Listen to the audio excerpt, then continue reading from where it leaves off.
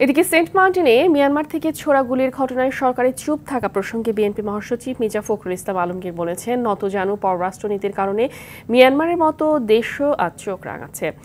এদিকে এ নিয়ে আওয়ামী লীগ সাধারণ সম্পাদক ওবায়দুল কাদের বলেছেন, দেশটির অভ্যন্তরীণ সংকটের কারণে সমস্যা সৃষ্টি হলে, আক্রান্ত হলে মিয়ানমারকে ছাড় দেবে না বাংলাদেশ। শাকিলা করিমের রিপোর্ট।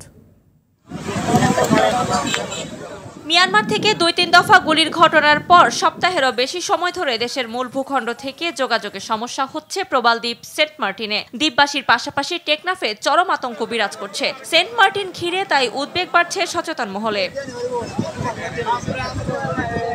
এমন পরিস্থিতিতে সরকার এখনো কোনো পদক্ষেপ না নেওয়ার অভিযোগ এনে কঠোর সমালোচনা করেন বিএনপি মহাসচিব মির্জা ফখরুল ইসলাম আলমগীর। এজন্য সরকারের দুর্বল পররাষ্ট্রনীতিকে দায়ী করেন তিনি। জাতীয় প্রেস ক্লাবের সংবাদপত্রের কালো দিবস বিষয়ক আলোচনা সভায় এসব কথা বলেন বিএনপি মহাসচিব। কত ব্যর্থতাই সরকারের, যে আমার একটা দ্বীপ, সেই দ্বীপে আমরা যেতে পারছি না। সেই দ্বীপে গেলেই আপনার অন্য দেশ থেকে গুলি করে মেরে ফেলা হচ্ছে, মেরেও ফেলেছে।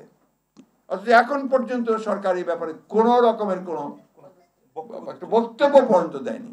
এই যে নতজানু মিয়ানমারের মতো একটা দেশকেও কিছু বলা যাবে না।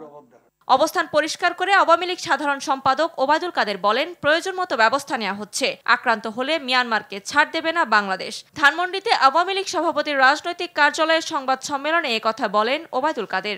আমরা তো আক্রান্ত হলে সে আক্রমণের জবাব তো আমরা দেব। আমরা আমাদেরকে এত খাটো করে দেখি কেন?